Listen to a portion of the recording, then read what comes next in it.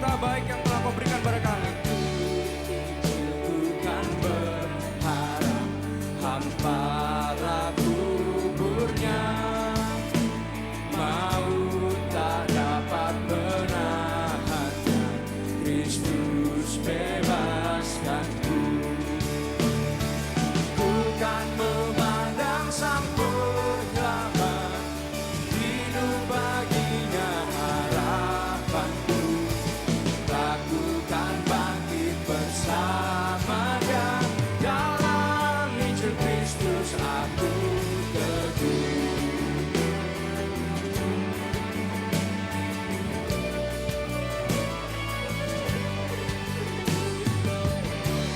Kami berterima kasih ya Tuhan, karena Kau telah menyelamatkan kami semua.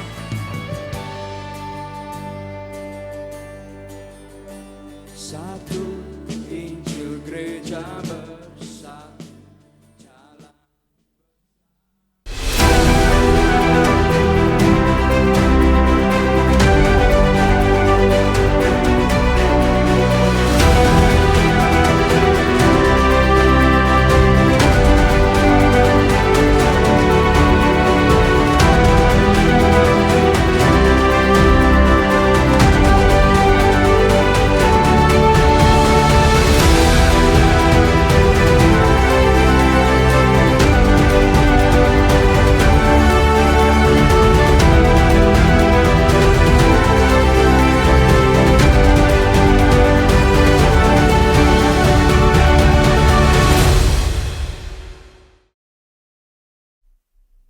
Shalom Jemaat RJCC Malang, kami sangat mengapresiasi dan berterima kasih kepada warga kerajaan Allah di RJCC yang sangat antusias untuk hadir ibadah bersama dengan kami. Kami bersyukur Tuhan mempercayakan warga kerajaan Allah yang sudah hadir baik untuk ibadah raya maupun ibadah roki atau gereja anak. Kami menghimbau agar setiap warga kerajaan dapat datang 30 menit sebelum ibadah dimulai.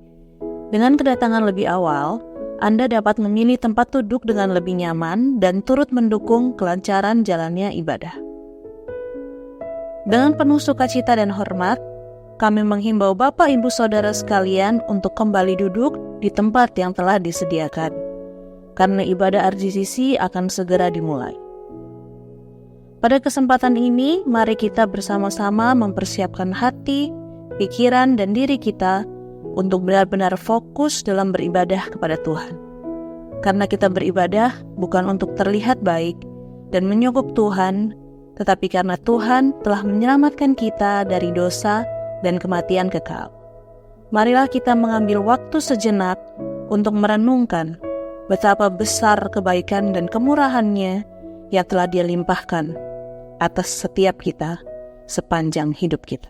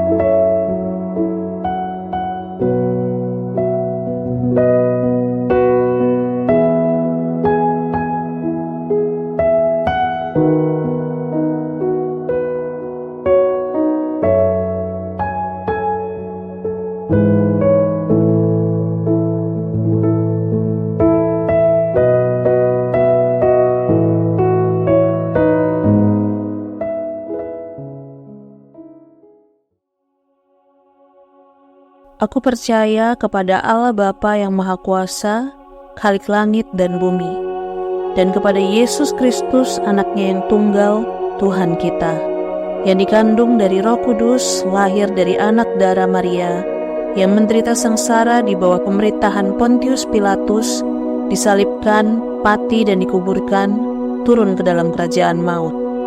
Pada hari yang ketiga, bangkit pula dari antara orang mati, naik ke surga, duduk di sebelah kanan Allah Bapa yang Maha Kuasa. Dan dari sana ia akan datang untuk menghakimi orang yang hidup dan yang mati. Aku percaya kepada Roh Kudus, gereja yang kudus dan am, persekutuan orang kudus, pengampunan dosa, kebangkitan tubuh, dan hidup yang kekal. Amin. Shalom RGCC. Shalom RGCC. Oh, kepuji nama Tuhan. Datang ke tempat ini dengan segenap hati, dengan segenap jiwa. Datang kepada Tuhan dengan segenap yang lainnya. Penuh sukacita hari ini Bapak Ibu Saudara. Amin. Oke, berarti kurang bersukacita mungkin. Oke, sebelum kita mau sama-sama beribadah, kita mau baca ayat firman Tuhan sama-sama. Saya harap waktu saya merenungkan ini, Bapak Ibu Saudara juga mendapatkan pengertian yang baru juga dari Tuhan. Mari kita sama-sama bangkit berdiri Bapak Ibu Saudara, supaya lebih bersemangat. Mungkin karena dingin, baru bangun tidur. Coba putar ke kiri, putar ke kiri, putar ke kanan. Coba lihat temannya, Bapak kiri kanan, samping, depan, belakang. Yang masih belum senyum, dicolek. Ingat, datang ibadah dengan penuh sukacita gitu. Oke, kita mau sama-sama baca di Ulangan 6 ayat 4-5. Bapak Ibu Saudara bisa membaca dengan suara yang keras bersama saya? Bisa?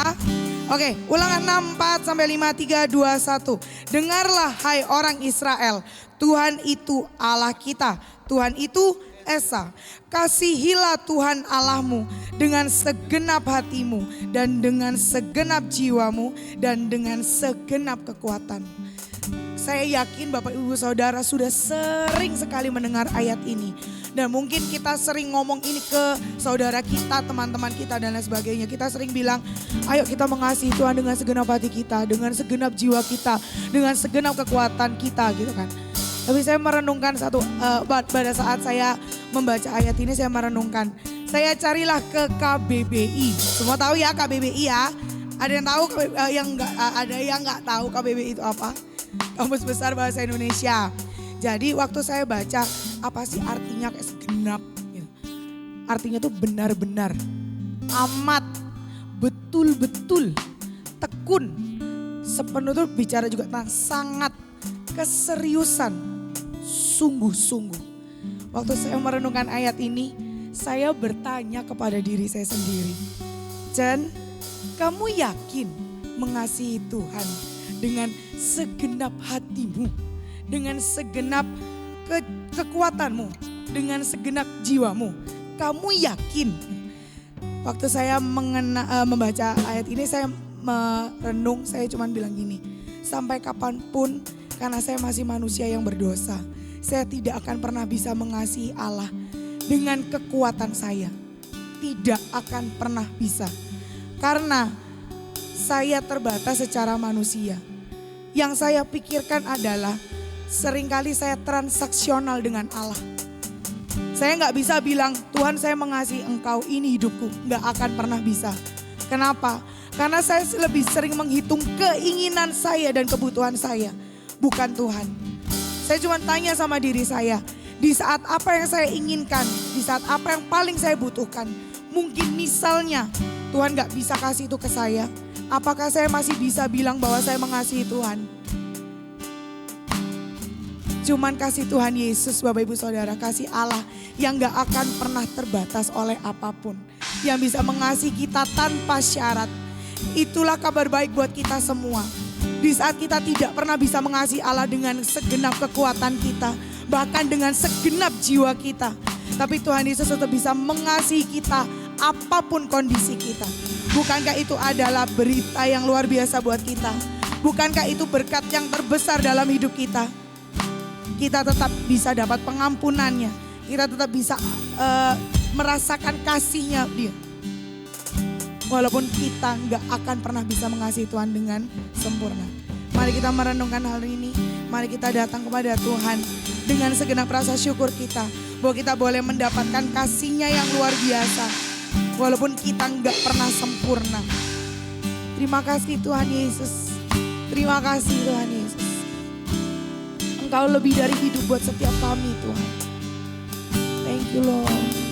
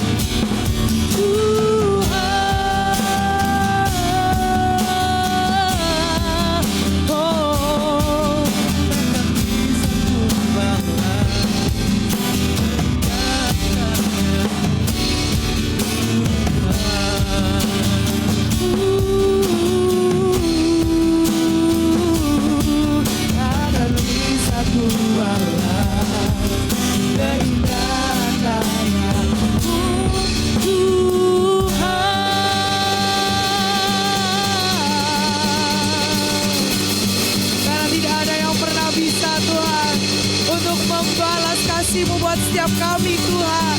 Karena kami mau terus mengucap syukur. Kami terus bersuka cita karena kasih-Mu yang besar atas setiap kami. Karena kasih-Mu yang tanpa syarat yang memenuhi setiap hidup kami.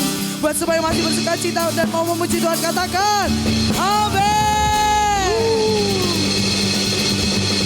Kita percaya bahwa Tuhan kita penuh kasih, amin.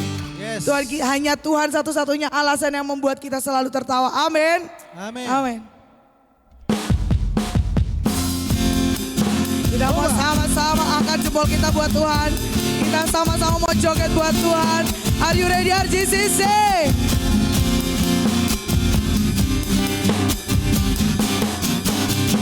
Kau selalu penuh kasih. Sama nyanyi. Dua penuhi Hingga penuh kuasa. Kau mulia. Kau ada waktu suka. ada waktu duka, kau setia. Dan selalu Kau membuatku tersenyum, membuatku Tertawa, membuatku bahagia. Yesus kau tak sahabat, selalu hadir setiap saat. Hatiku bergembira bersamamu lihat saya dan Kak Evan. Go! Kanan putar, mari semua bergoyang, menari bergembira. sukacitaku dalam. Oke, Bapak Ibu Saudara, saya mau aja Bapak Ibu Saudara joget sama-sama. Siap? Siap. Bisa? Bisa. Peregangan dulu. Lebarkan tangannya. Jadi ya, waktu ref, waktu kanan kiri ke depan, mari semua bergoyang. Semua ikut saya dan Kak Evan ya. 3 bareng-bareng ya. 1, 2, 3, go. Kanan kiri ke depan, putar. Mari semua bergoyang. Oke, kita ulang ya. Kita praktek ya. Semua tahu kan? Kanan kemana kanan? Kanan kemana? Coba goyang ke kanan sekali. Kanan. Ke kiri. Kiri. Ke depan pakai kaki kanan. Ke depan. Putar tangannya di atas. Putar. Oke. Oke, yuk. Kau satu penuh kasih, 2 penuh hikmat, 3 penuh kuasa. Kau mulia, kau Ada waktu ada waktu duka. Kau setia dan selalu bersamaku. Kau membuatku tersenyum,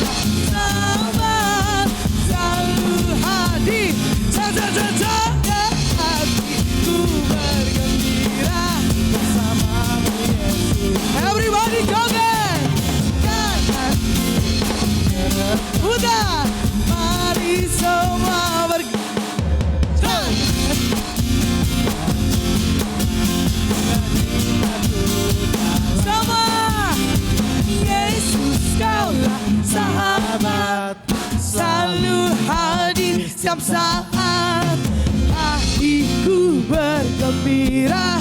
bersamamu Yesusku. Mari kita goyang. Kanan kiri ke depan. Mari semua bergoyang. Sukacitaku. Yesus kaulah Sahabat kasih. selalu hadir. Bergembira. Bersamamu Yesus. Semua goyang. Ke depan. Mari semua bergembira. Sukacitaku dalam Yesus, sukacitaku dalam Kristus. Oh, sukacitaku Kristus. Masih siap memuji Tuhan lebih lagi? Sudah lelah? Sudah lelah joget? Sudah lelah joget? Sudah lelah joget? Oke, kita sama-sama. Mari bersuka cita.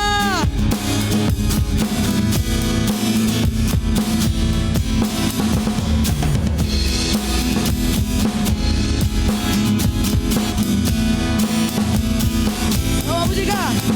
Jangan lelah. kerja di ladangnya. Roh Kudus yang beri kekuatan. Yang mengajar dan meropasi. Tiada lelah. Bekerja bersamamu Tuhan.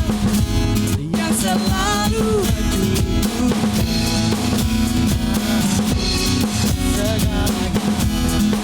everybody say, ratakan tanah. Bergelombang, timbunlah tanah yang berlubang.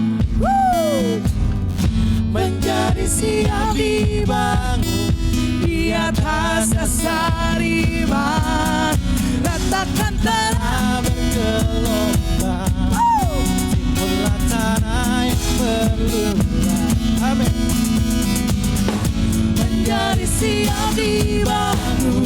Di atas dasar iman.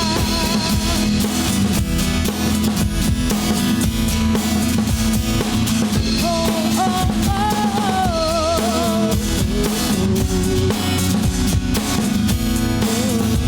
Everybody say, jangan lelah. Bekerja di ladangnya Tuhan. Roh Kudus yang beri kekuatan. Yang mengajar dan merubah. Tiada lelah. Bekerja bersama Tuhan.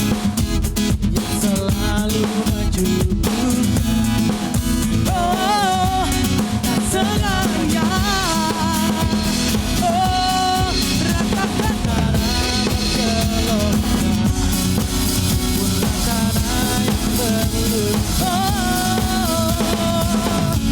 Jadi siap dibangun.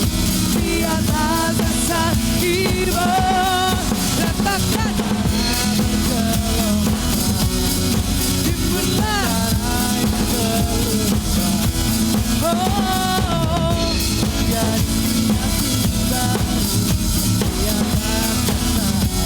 di sini say, oh, ratakan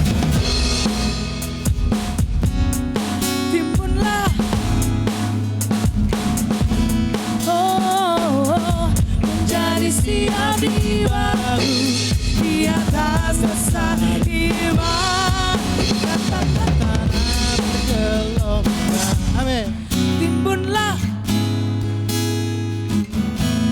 Oh, menjadi siap dibangun di atas. Dasari. Saya mau dengar RGCC. Ratakan tanah. Timbunlah. Oh, menjadi siap dibangun di atas dasar iman. Ratakan tanah.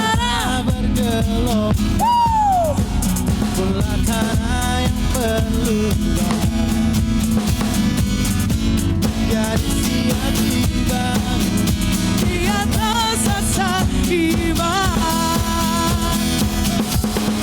Katakan bergelombang, itulah tanah yang berlubang, oh, jadi siap dibangun. di atas dasar iman. Katakan Bergelombang, tanah yang berlubang, oh, jadi siap dibangun. di atas dasar iman. Jadi siap dibangun, menjadi siap dibangun, menjadi siap dibangun di atas dasar iman. La, la, la, la. Oh, oh,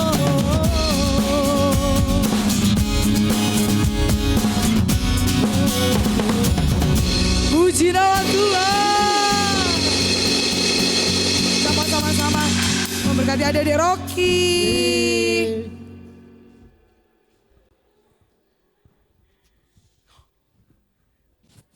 Mari adik-adik Rocky, adik-adik Rocky.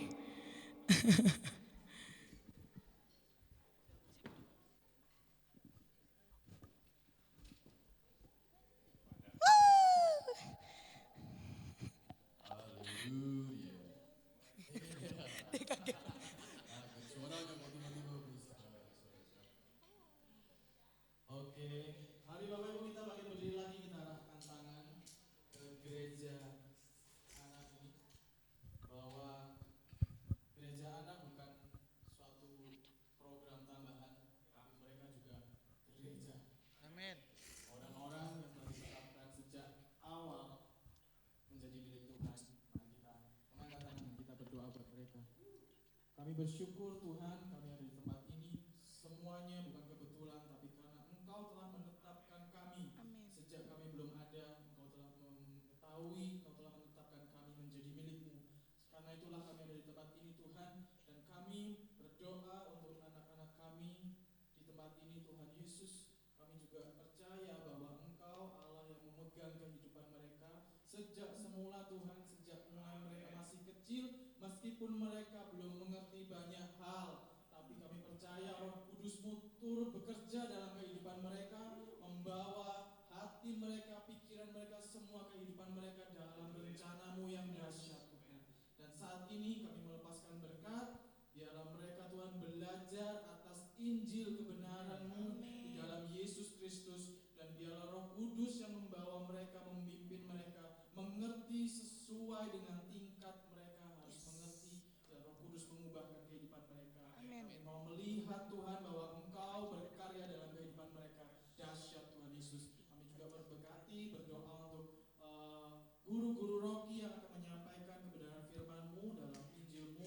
Biarlah Roh Kudus-Mu juga Tuhan yang turut serta Bapa memenuhi mereka dengan hikmat sesuai dengan kerelaan Allah untuk mereka bisa mengerti, mengenal Yesus Kristus di dalam hidup mereka. Terima kasih, dalam nama Yesus kami curahkan berkat ini. Haleluya.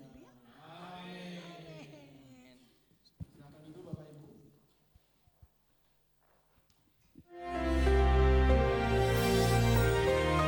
Shalom RGCC, tiba saatnya kita memberikan persembahan. Anda dapat memberi persembahan dengan cara mentransfer ke rekening gereja ataupun melalui QR, melalui aplikasi-aplikasi yang tercantum di samping saya. Dan jika Bapak Ibu ingin memberikan secara cash, maka Bapak Ibu bisa mengambil amplop di meja asyir di belakang. Kita memberi bukan karena kita ingin diberkati, kita memberi karena kita sudah diberkati. Sebelum memberi, mari kita semua berdoa. Bapa, kami sungguh mengucap syukur atas setiap berkat anugerah yang telah Tuhan berikan. Kami mengucap syukur karena pengorbanan-Mu di kayu salib sudah menebus dosa kami. Kami mengucap syukur juga pada kesempatan kali ini kami diizinkan untuk mengumpulkan persembahan. Kami berdoa persembahan yang kami kumpulkan dapat menjadi berkat untuk pelayanan di tempat ini, untuk mendukung pelayanan gereja di tempat ini juga. Dan kami percaya bahwa Engkau Tuhan yang memberkati setiap kami dengan berlimpah-limpah dan menjadikan kami perpanjangan tangan-Mu. Di dalam nama Tuhan Yesus kami sudah berdoa. Amin. Kami menyambut Bapak, Ibu, Saudara yang baru pertama kali hadir di tempat ini. Selamat datang di RGCC, Rock Generation Community Church.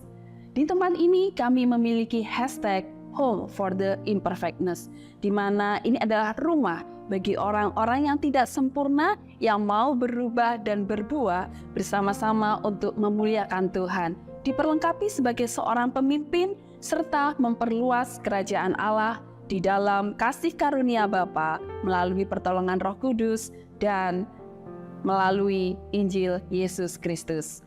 Mari kita bersama-sama beribadah dan bertumbuh di tempat.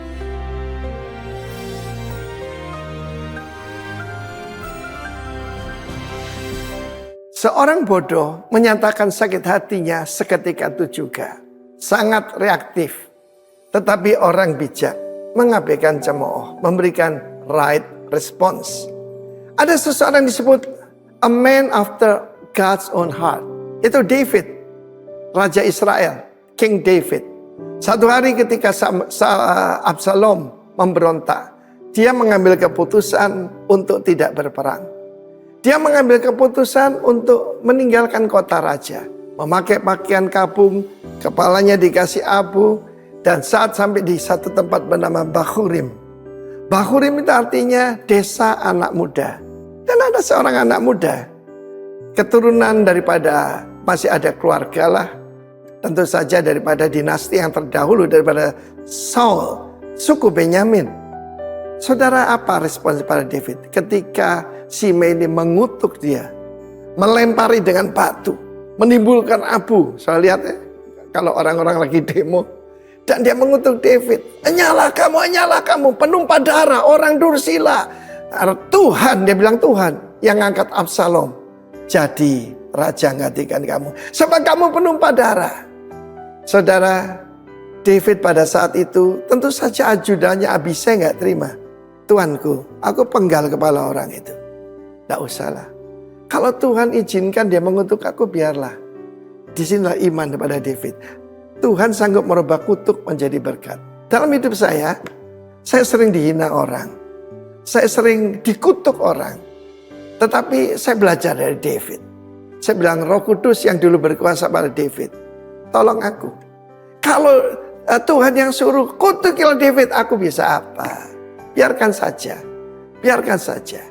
Saudara yang kasihan Tuhan, saya percaya seluruh suku Benyamin sedang melihat ketika David mencegah Abisai untuk memenggal kepala dari Simei. Dan apa saya percaya, ketika semua terjadi perpisahan antara dua kerajaan, 10 suku di utara, 2 suku di selatan, yaitu kerajaan Yehuda, Benyamin tetap setia. Dia melihat satu display tentang a great man. Ya, yang sungguh-sungguh Allah mengatakan the house of Saul makin lama makin lemah, the house of David makin lama makin kuat. Memberikan respons yang benar itu penting. Satu kali saya dihina di depan umum, saudara. Apa yang saya lakukan? Saya menerjemahkan seorang pengkhotbah disuruh ganti, tidak ada masalah.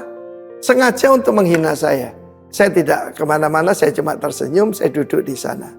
Dan ada seseorang berkata, "Pak, Bapak kok bisa ya? Bapak itu sengaja dipermalukan, dihina di depan orang. Bapak kok bisa begitu?" Saya bilang, "Saya ini alat. Kalau saya hamba saya bisa sakit. Tetapi kalau sebagai alat, terserah Tuhan." We learn from David. Kalau ada orang diizinkan menghina kita, kalau Tuhan yang izinkan gimana? Ya, jadi karena itu setiap warga kerajaan, culture kerajaan kita adalah our greater David, yaitu Tuhan Yesus. Tuhan Yesus seringkali tidak memberikan respons, seringkali diam. "Apakah engkau Raja Israel?" Seperti katamu. Ketika dihina, dia tidak membuka mulutnya. Ketika Herodes bertanya, dia tidak menjawab. Herodes tidak punya legitimasi. Dalam hidup ini, saudara sebagai orang yang diurapi Tuhan tidak bisa menghindar untuk tidak dihina orang. Biarkan aja. Saya belajar dari ibu saya. Biarkan 1000 orang menghina saya. Asal Tuhan Yesus sayang saya. Dia bilang gini, pakai bahasa Surabaya. Dihina itu tidak kalong tidak berkurang sedikit pun. I learn from my mom. God bless you. Tuhan memberkati. Amin. Baik, Bapak Ibu Saudara, saya mengundang untuk kita semua menyiapkan hati, pikiran kita untuk tertuju kepada Injil Kristus, kebenaran yang akan menuntun kita ke dalam kemerdekaan yang telah diberikan Tuhan. Sebelumnya kita mau menaikkan pujian ini, saya harap dan saya rindu sekali untuk kita tidak hanya menaikkan pujian, tetapi benar-benar meresapi setiap lirik perkataan yang kita naikkan di hadapan Tuhan sebagai bentuk ungkapan perasaan kita di hadapan Tuhan.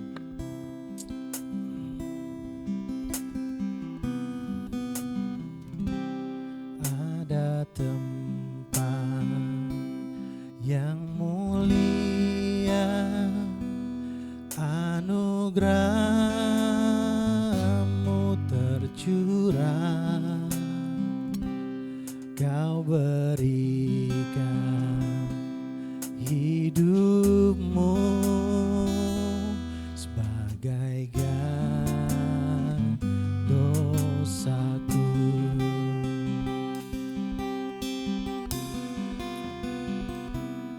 Lebih dari yang ku terima, pengampunan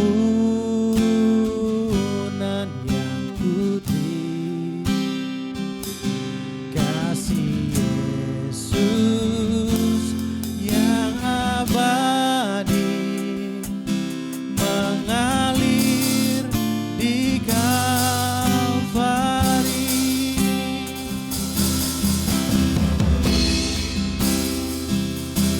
Oleh karena salib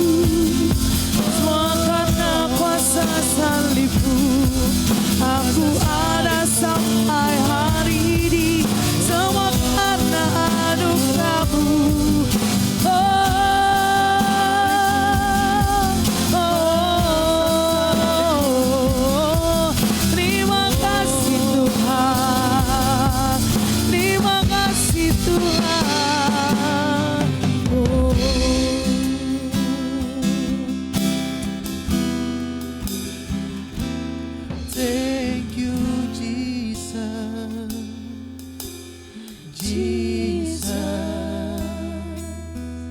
Jesus. Thank you, Jesus. It's only by your grace that I could live today. Forever I will praise your name. Thank you, Jesus. Thank you, Jesus. Terima kasih Tuhan.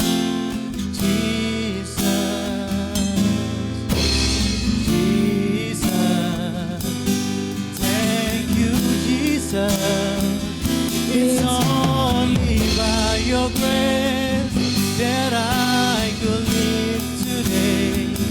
Forever I will praise. Oh, terima kasih Tuhan, terima kasih. Oh, Yesus, Yesus.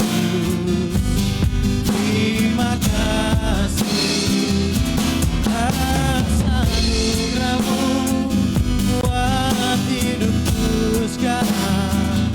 Bukan memuji-Mu selamanya, karena anugerah-Mu buat hidupku sekarang. Bukan memuji-Mu karena anugerah-Mu buat hidupku sekarang. Ku mau memuji-Mu selamanya. Hari Jemaat Tuhan, kita akan merendahkan hati kita. Kita akan datang dengan penuh kesungguhan kepada Tuhan, mohon anugerah, mohon pengampunannya atas apa yang sudah kita kerjakan selama satu minggu ini, mungkin beberapa jam yang lalu, beberapa menit yang lalu, dan kita butuh anugerahnya untuk kita diampuni, karena mungkin kesalahan kita, perkataan, perbuatan, tingkah laku kita, pikiran, bahkan motivasi hati kita yang terdalam. Mari kita datang, mohon ampun kepadanya atas dosa perbuatan kita yang kita kerjakan tanpa sadar, mungkin dengan sengaja. Kami datang kepadamu, kami mohon ampun Tuhan. Kami mohon sekali lagi mohon anugerah-Mu. Kami tahu kelemahan, kekurangan kami. Kami seringkali tidak setia, kami seringkali memakai kekuatan kami sendiri. Padahal Engkau telah memberikan anugerah kasih karunia-Mu. Kami ada sebagaimana kami ada hari ini, itu semua karena anugerah-Mu. Sebab itu ampuni kami kalau kami mengandalkan kekuatan kami sendiri, pikiran kami sendiri. Untuk kami berjuang melawan dosa, untuk kami melakukan banyak hal demi menyenangkan hati-Mu. Kami mohon ampun Tuhan. Atau bahkan mungkin kami tidak peduli dengan Engkau. Kami merasa kami berpikir bahwa Engkau jahat buat kehidupan kami. Engkau tidak adil buat kehidupan kami. Kalau kami mencurigai Engkau, kami datang dengan kerendahan hati, kami mohon ampun kepada-Mu Tuhan. Kalau ada banyak hal di hidup kami yang membuat kami sakit, menderita, dan itu membuat kami berprasangka buruk kepada-Mu, kiranya Engkau mengampuni kami Tuhan. Dan biarlah Engkau Tuhan Yesus Kristus yang lebih mulia, yang lebih baik, yang lebih benar dari Daud, itu memberikan anugerah-Mu Tuhan kepada kami. Daud sebagai penumpah darah, tetapi Kristus anak Daud itu yang sejati, yang sempurna, bahkan memberikan darahnya. Dia tidak berdosa, Daud berdosa, tetapi Kristus tidak pernah berdosa, bahkan menguduskan orang-orang berdosa seperti kami. Itulah kabar baik yang menjadi kebutuhan kami setiap saat, setiap waktu. Dan berbicara sekali lagi, suara anugerah-Mu, suara kasih karunia-Mu melalui firman Tuhan hari ini. Hanya firman Tuhan yang sanggup mengubah hidup kami. Hanya jamahan-Mu dan kasih karunia-Mu yang sanggup mengubah seluruh hidup kami. Bukan orang, bukan pendeta, bukan karisma pendeta, bukan apapun juga. tetapi Roh Kudus yang mampu membuka hati kami. Terima kasih, kami mohon anugerah-Mu hari ini. Dan setiap orang yang hadir di tempat ini bukan kebetulan, tetapi Tuhan menentukan ia mendengar berita kabar baik ini. Di dalam nama Bapa, Tuhan Yesus dan Roh Kudus, kami mengucap syukur, kami berdoa. Yang percaya bersama-sama katakan, amin, amin, amin. Silakan duduk Bapak Ibu Saudara. Ini kayaknya mic-nya kurang up dikit ya. Kayaknya ini ya. Cek, ini dia, better. Oke, shalom Bapak Ibu Saudara. Puji Tuhan, oleh anugerahnya tadi kita ditutup dengan pujian, semua karena anugerahnya sampai hari ini. Tidak terasa ntar lagi Idul Fitri. Waduh, jauh banget langsung ya Idul Fitri ya. Yuk, ntar lagi loh. Ya, Imlek Idul Fitri. Wah, cepat. Ntar lagi Natalan. Pasca dulu ya. Pasca pas habis itu Natalan. Udah deh, selesai. Ya, tidak terasa kita sudah memasuki bulan yang kedua di minggu yang kedua ya. Nah, hari ini kita akan melanjutkan firman Tuhan, khotbah berseri. Tetapi sebelumnya izinkan saya untuk memberikan nasihat kepada Bapak Ibu Saudara. Ya, nasihat kepada Bapak Ibu Saudara, gereja Tuhan yang ada di tempat ini. Yang pertama, hormati waktu-waktu ibadah. Ada 52 minggu yang Tuhan kasih kepada kita. 52 minggu itu adalah waktu yang berharga di mana saudara memutuskan waktu saudara untuk datang menyembah, bersekutu dengan Tuhan, dengan gerejanya. Itu waktu yang berharga. Ya, gunakan waktu ini dengan baik, bukan cuma sekedar menggunakan. Nah, ini yang saya mau katakan kepada saudara semua, hormati waktu yang saudara berikan. Sebenarnya waktunya milik Tuhan sih, tidak ada waktu yang bisa kita berikan kepada Tuhan. Ya, hormati waktu yang Tuhan anugerahkan kepada kita. Nah, kalau bukan kita, siapa lagi yang menghormati waktu kita? Nah, kita kan tidak senang kan kalau orang tidak menghormati waktu kita. Ah, dasar dia tidak menghormati waktuku. Tapi ternyata setiap minggu kadang-kadang kita lupa, kita tidak menghormati waktu yang kita putuskan untuk kita datang hari ini. Itu butuh effort, betul?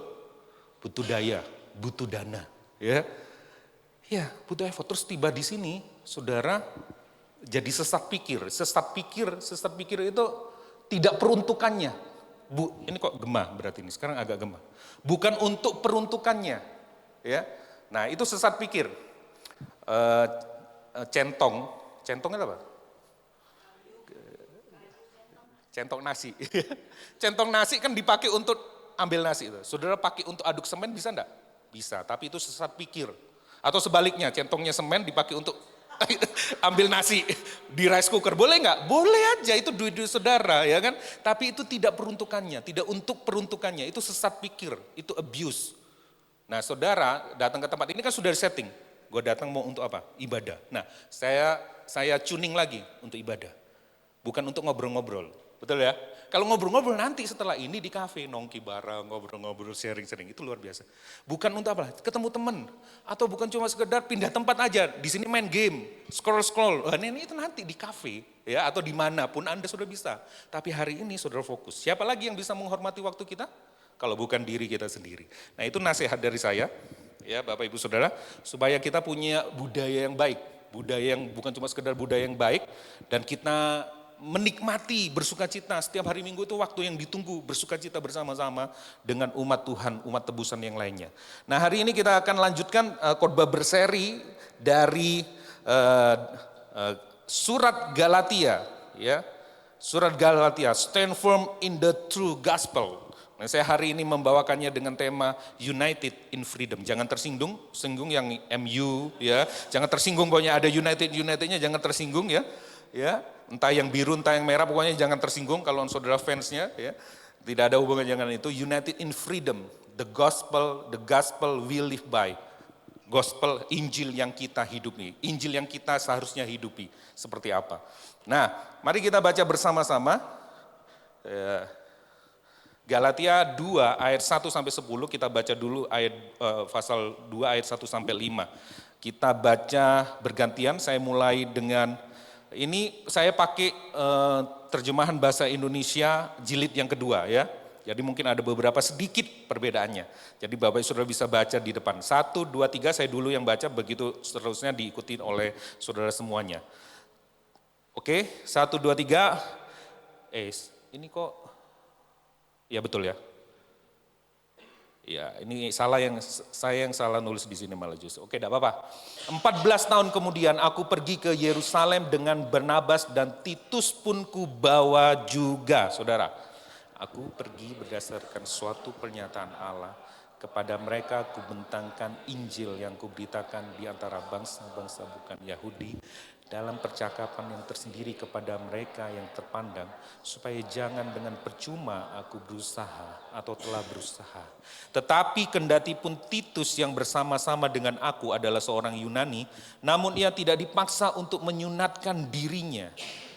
Memang ada desakan dari saudara-saudara palsu yang menyusup masuk, yaitu mereka yang menyelundup ke dalam untuk menghadang kebebasan kita yang kita miliki di dalam Kristus Yesus, supaya dengan jalan itu mereka dapat memperhamba kita. Tetapi sesaat pun kami tidak mau mundur dan tunduk kepada mereka, agar kebenaran Injil dapat tinggal tetap pada kamu. Dan mengenai mereka yang dianggap terpandang itu, bagaimana kedudukan mereka dahulu, itu tidak penting bagiku.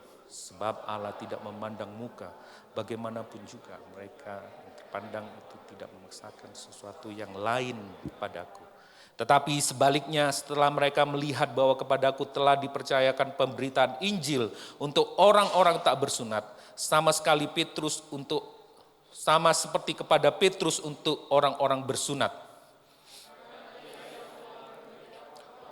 Pada Petrus untuk menjadi rasul bagi orang-orang bersunat, ia juga yang telah memberikan kekuatan kepadaku untuk orang-orang yang tidak bersunat. Dan setelah melihat kasih karunia yang dianugerahkan kepadaku, maka Yakobus, Kefas, dan Yohanes yang dipandang sebagai soko guru jemaat berjabat tangan dengan aku dan dengan Barnabas sebagai tanda persekutuan, supaya kami pergi kepada orang-orang yang tidak bersunat dan mereka kepada orang-orang yang bersunat. Semuanya harus tetap mengingat orang-orang miskin, dan memang itulah yang sungguh-sungguh kuusahakan melakukannya. Demikianlah firman Tuhan, berbahagialah mereka yang membacanya, merenungkannya, menyimpannya dalam hati, melakukannya, serta tentu saja membagikannya. Nah, Bapak Ibu Saudara, saya akan mulai untuk saudara mengingatkan kembali. Kalau biasanya kalau film bersambung itu kan diceritain dulu sebelumnya. Ya. Nah, sebelumnya kita perlu memahami kembali apa yang diperjuangkan oleh Rasul Paulus bagi jemaat-jemaat yang ada di Galatia. Seberapa penting itu dan apa dampaknya jika itu tidak diperjuangkan. Ya, kemarin sudah pengkhotbah sebelumnya, seri-seri sebelumnya ngomongin tentang Injil, tentang keasilan Injil versus Injil KW. Nah, itu tensionnya ada di situ dan itu penting. Ya Bapak Saudara, kalau saya tidak bisa jelaskan terlalu ini karena itu sudah lewat, Bapak Ibu Saudara bisa lihat di channel YouTube kita RGCC ya. Oke, nah saya mulai dengan, tapi saya akan sambil berjalan saya akan singgung beberapa apa yang sudah disampaikan oleh penyampai firman sebelumnya. Saya mulai dengan kata-kata ini, endorse, ya. Saudara sering dengar kata ini kan? Tapi kadang kita enggak tahu artinya kan. Ya, nah saya kasih penjelasan di situ. Menyetujui, mendukung, atau merekomendasikan sesuatu atau seseorang secara terbuka, ya, secara publik. Nah, endorse ini, ya, istilah yang digunakan dalam banyak konteks, dalam politik juga ada, yang paling kita sering dengar itu dalam bisnis, marketing, betul ya. Dalam politik ada seorang yang mendukung salah satu paslon di pilkada, dia mengendorse, ini dia, meskipun dia ngomong pilihlah ini, tapi dia kasih dukungan, foto bersama dan sebagainya, itu endorse.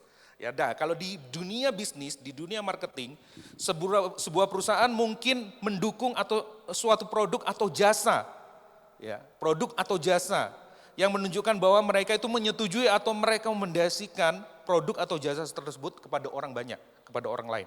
Nah, biasanya mereka akan menggunakan influencer, selebritis, ya, influencer atau orang-orang yang punya pengaruh, ya, selebgram atau apapun istilahnya, yang jelas orang itu punya pengaruh besar, ya, untuk mereka bisa mempengaruhi customer sehingga customer ini, wow, dari yang ragu membeli produk atau jasa itu, jadi mereka yakin. Ya, mungkin kalau saudara lihat, jaketnya itu kok kayaknya ya bagus sih, tapi mahal ya.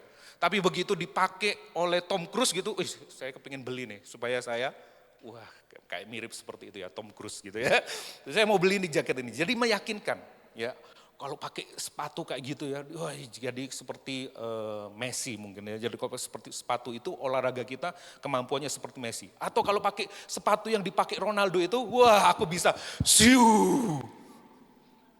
Ya siu. Ya, Ronaldo yang pakai. Nah itu endorse. Nah problem yang dihadapi dari teks yang kita baca ini adalah masalah yang dihadapi Paulus dengan gereja-gereja yang ada di Galatia itu berhadapan dengan guru-guru palsu, para Judaizer ya. Mereka datang dari Yerusalem dan mereka datang di jemaat-jemaat Galatia. Apa yang mereka lakukan? Mereka mempertanyakan kredibilitas Paulus sebagai seorang rasul. Rasul Paulus bukan cuma sebagai kredibilitasnya sebagai rasul, tapi juga Injil yang diberitakan oleh Paulus. Itu dipertanyakan oleh guru-guru palsu ini, oleh para Judaizer. Rasul Paulus ini nampak bagi jemaat-jemaat di Galatia, karena sudah dipengaruhi oleh guru-guru palsu ini, kok enggak ada dukungan dari Yerusalem ya. Kok enggak ada endorse oleh selebritis, saya tanda kutip ya, oleh selebritis yang ada di Yerusalem. Dalam hal ini adalah para rasul di Yerusalem. Nah di sisi lain guru-guru palsu ini mengaku bahwa mereka mendapat endorse dari para selebritis ini. Saya pakai kata ini supaya saudara nyambung. Ya, mereka bukan selebritis, cuma saya pakai bahasa kata endorse tadi kan. Orang-orang yang termuka, orang yang berpengaruh, rasul-rasul Yesus Kristus, rasul-rasul yang hidup di zaman Yesus Kristus, yang menjadi saksi mata ketika Yesus ada di muka bumi ini. Jadi guru-guru palsu, aku di endorse sama Yerusalem. Paulus, wah Paulus enggak, coba lihat sendiri. Dia mandiri sendiri, dia independen. Kami ini. Itu di-endorse langsung oleh Yerusalem. Jadi guru-guru palsu ini mendiskreditkan otoritas Paulus sebagai orang rasul sekaligus memutarbalikkan Injil. Ya, itu cerita-cerita sebelumnya. Nah, saudara memahami konteks itu sekarang kan? Nah, core message, inti dari berita Galatia 2 ayat 1 sampai 10 itu adalah ini. Galatia 2 ayat 1 sampai 10. Itu tentang legalism, ya. Right behavior with wrong belief. Perilaku yang benar tetapi dengan keyakinan yang salah. Itu inti dari ayat yang baru kita baca. Legalisme, kita sering dengarkan kalau berjemaat di RGCC kita sering dengar legalisme, libertarianisme, ya, liberal, antinomian. Nah, ini salah satunya. Legalisme ini adalah musuh Injil. Right behavior but wrong belief. Behaviornya betul, tetapi yang salah itu kepercayaannya. Ya, belief systemnya.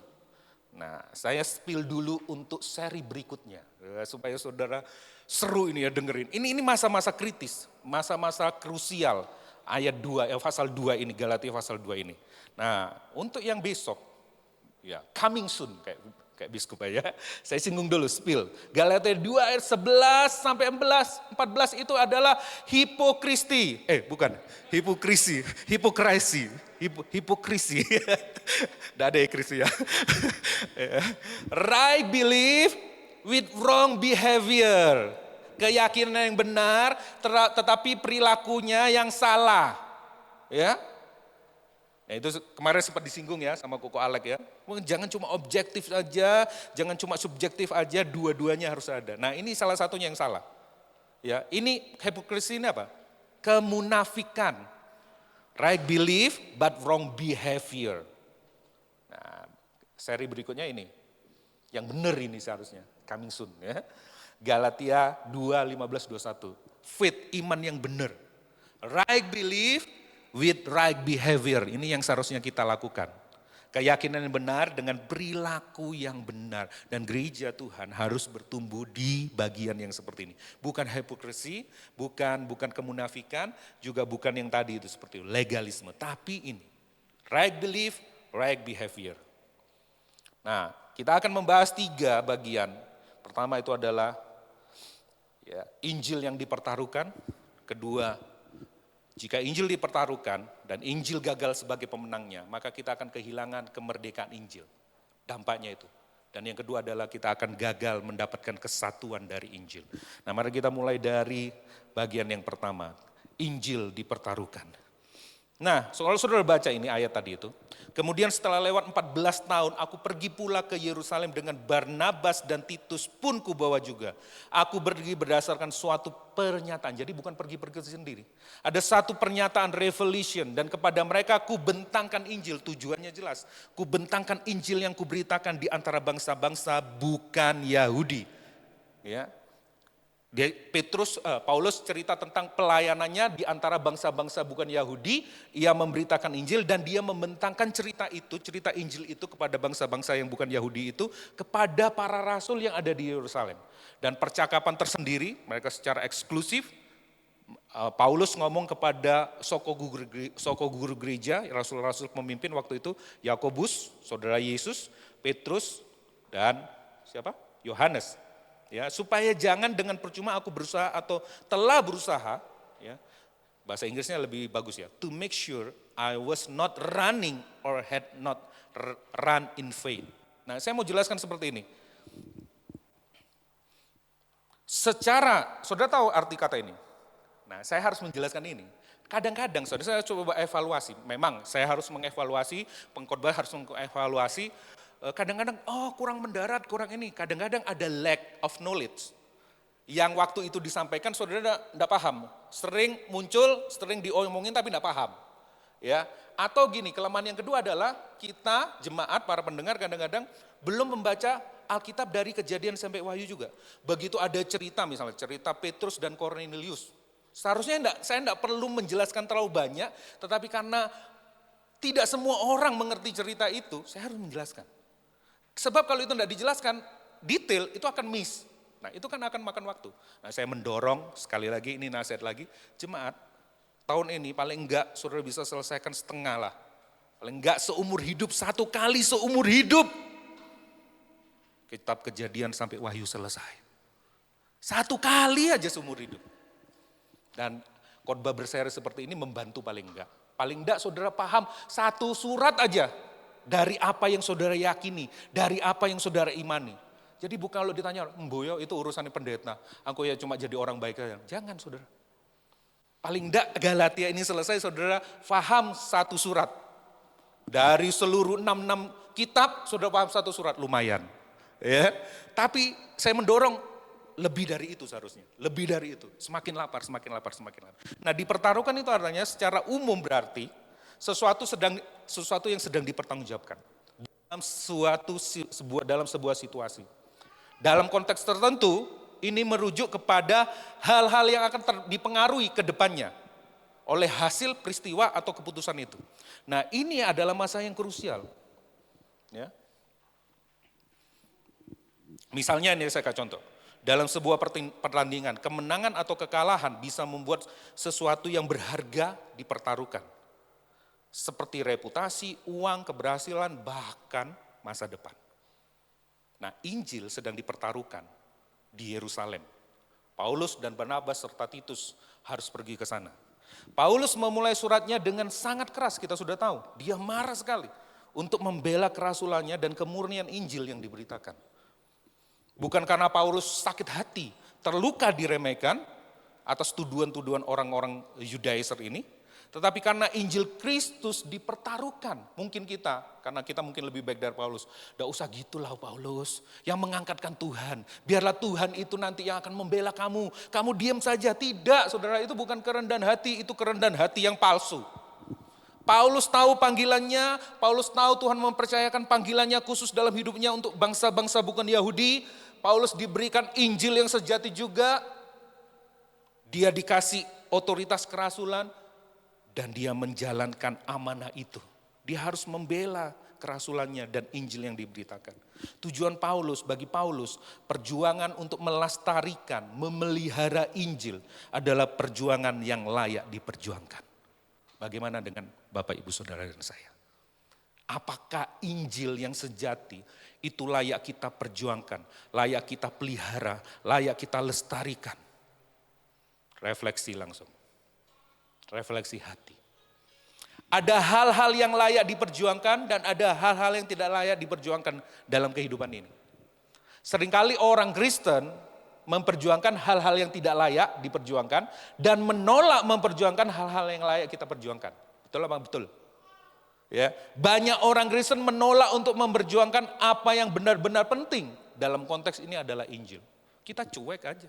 Selama itu tidak sentuh-sentuh penghasilanku, pendapatanku, apalah yang pokoknya menguntungkan aku, tidak merugikan aku, ya peduli amat. Tapi kalau itu merugikan aku harus perjuangkan. Tapi berapa banyak dari kita memperjuangkan Injil seperti Paulus? Ketika Injil dipertaruhkan, apakah kita tergerak hati kita untuk memperjuangkannya? Ketika Injil Yesus Kristus dipertaruhkan, kita harus berdiri teguh. Teguh mana teguh? Ya amin, puji Tuhan. Kita harus berdiri teguh dalam Injil. Tidak peduli berapapun harganya. At any cost. Karena Injil. Coba refleksikan dalam hati kita. Apakah kita cuek? Apakah kita seharusnya memperjuangkan seperti yang Paulus perjuangkan? Apa yang diperjuangkan oleh Paulus?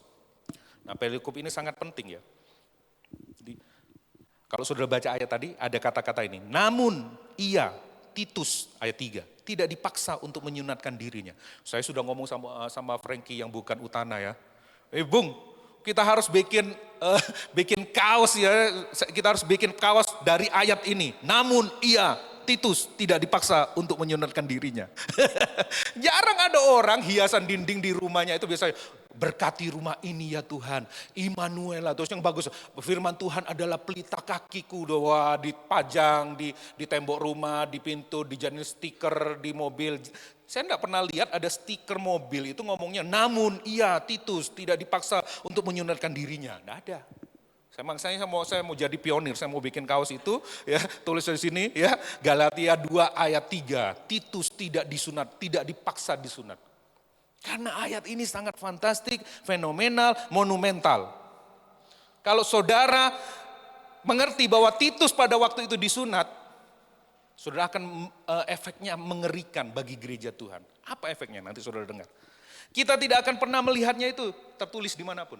Makanya jemaat RGCC mungkin menjadi pionirnya untuk itu ya.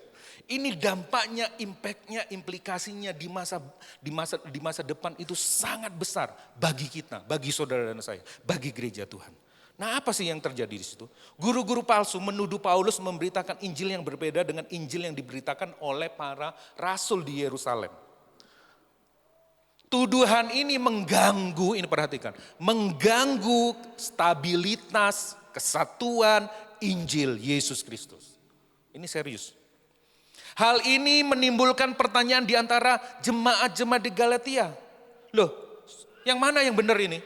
Apakah ada pertentangan, apakah ada permusuhan, apakah terjadi kontradiksi antara Injil Paulus dan Injil Rasul-Rasul di Yerusalem? Nah, bingung kan jemaat?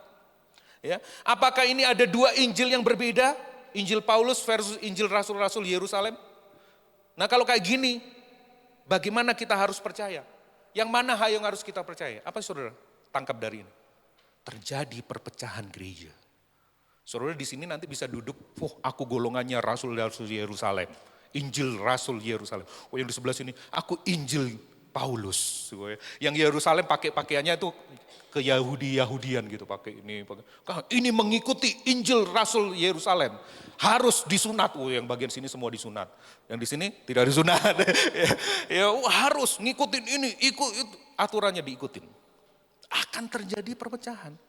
Jika seorang rasul memberitakan satu Injil dan rasul yang lain memberitakan Injil yang lain, maka fondasi gereja akan runtuh. Mengerikan, saudara. Nah, saya ingat respon dari C.C. Joan. Ketika kita kumpul, kita kan leader sering kumpul juga. Puji Tuhan ya, para pemimpin kita, saya, istri saya, aku Lucky, aku Alek, ya terus Kak Debita, kita bisa satu dalam Injil. Itu enggak mudah loh, itu sulit, yes, itu anugerah. Bayangin loh, kalau kita enggak, apa sih kok David ini Injil ini. Yang penting kan ya seperti gereja layaknya aja lah, sudah cukup itu. Terjadi perpecahan, saudara. Dan itu yang dirasakan juga jemaat yang ada di Galatia. Nah, dalam pasal 1, Paulus saudara berargumen bahwa Injilnya datang langsung dari Yesus Kristus. Independen memang, tetapi sekaligus interdependen. Nah, kemarin sudah dijelaskan. Paulus harus memverifikasinya. Saya percaya titik verifikasinya itu lebih ke pertemuan yang pertama dengan Kefas 15 hari. Meskipun tidak ditulis di situ. Tetapi yang 14 tahun kemudian yang baru kita baca, itu Paulus lebih mau menegaskan bahwa ini ada hal yang sangat berbahaya yang mengancam kesatuan gereja Tuhan. Maka dia harus berangkat dan itu didorong oleh pewahyuan yang dia terima, kita harus berangkat ke Yerusalem. Penekanannya berbeda. Nanti saya bacakan beberapa tensinya itu. Motivasi Paulus berangkat ke Yerusalem itu jelas. Paulus tidak pergi ke Yerusalem karena ia tidak yakin dengan apa yang ia beritakan, Injil yang dia terima. Ya, ingat tadi saya sudah sampaikan 15 hari dia ada di rumah Kefas. Ya, 3 tahun dia ada di Arab, kembali ke Damaskus dan habis itu 15 hari dia ada di rumah Kefas. Ia tidak membutuhkan endorse dari para rasul di Yerusalem. Yang dibutuhkan adalah verifikasi dan itu sudah dilakukan. Yang kedua, hari ini para rasul itu harus sepakat dengan dia. Itu serunya di situ, titik krusialnya di situ. Kalau dibikin film ini seru, ya. Nah, Paulus tidak membutuhkan backingan, ayo dong backing aku, endorse aku dong, please. Ini pekerjaan Tuhan, endorse aku. Kamu bersuara bahwa itu benar, bahwa kami yang bertanggung jawab dan sebagainya. Enggak. Ya, alasan Paulus pergi ke Yerusalem adalah sebagai tanggapan dari wahyu Allah bahwa Injil ini harus mempersatukan gerejanya. Ya. Nah, itu sangat krusial ya. Dari mana kok David tahu? Dari ayat yang tadi dibaca. Untuk memastikan bahwa aku ini loh ya yang sudah menyampaikan Injil kepada bangsa-bangsa lain, non-Yahudi. Tidak berlari dan tidak berlari dengan sia-sia. Aku wis capek-capek lari ternyata salah. Ternyata enggak benar juga. Ternyata kalian juga ada sepakat dengan Injil yang aku beritakan kepada non-Yahudi. Nah aku capek kan aku lari. Dan ternyata aku lari dengan kesia-siaan. Nah itu tujuan Paulus. Ada kekhawatiran, ada ketakutan di dalam hatinya. Paulus tahu bahwa Injilnya benar. Tapi itu tidak menolong. Ya, ia telah memberitakannya lebih dari 1 dekade, 14 tahun. Ya. Tidak ada yang mengancam keyakinan Paulus. Paulus sangat berani memberitakan Injil itu. Tetapi ada sesuatu yang mengancam hatinya, yang mengkhawatirkan hatinya. Yaitu apa? Keberhasilannya itu akan punah jika gereja terpecah. Perhatikan tensi ini. Selama guru-guru palsu itu terus menuduh Paulus memberitakan Injil palsu, akan sulit bagi gereja-gereja di Galatia, bahkan gereja-gereja ke depan, di masa depan untuk bertumbuh dalam Injil dan menghasilkan buah yang benar. Akan sulit. Ini akan mengancam keberhasilan Injil dan misi Injil sekaligus. Saudara tahu betapa krusialnya pertemuan itu? Bagi dunia, bagi gereja di masa depan. Dan Paulus yakin bahwa para rasul Yerusalem berpegang pada Injil yang sama. Makanya dia datang pergi ke situ. Jadi Paulus membawa Barnabas. Siapa Barnabas? Saudara bisa cek di Kisah Rasul 9. Seorang yang menerima Paulus, membawanya ke rasul-rasul, ketika murid-murid yang lain pada takut dan tidak percaya sama Paulus. Ya dibawa, ini orang kepercayaan nih. Dan Titus, ya siapa Titus? Bukan orang Yahudi, Titus bukan orang Yahudi, orang Yunani. Orang yang tidak bersunat, orang kafir.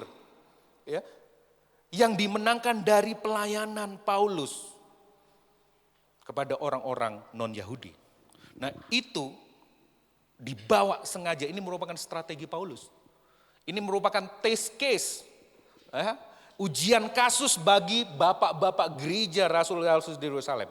Aku bawa nih, orang non-Yahudi, orang kafir tidak bersunat. Keputusanmu apa? Langsung dibawa di situ ya, seru ini ya. Keputusan apa atas ini? Suruh sunat atau enggak? Makanya saya tadi ngomongkan ayat itu penting. Dan Titus tidak dipaksa untuk bersunat. Sebab kalau bapak-bapak rasul itu harus disunat menurut hukum Musa, hancur gereja. Makanya saya bilang itu fenomenal, monumental. Makanya surat Galatia itu disebut Magna Carta. Sudah tahu Magna Carta? Piagam Agung Di dunia tata negara, dunia politik ada piagam. Piagam Jakarta, piagam apa, penandatanganan keputusan.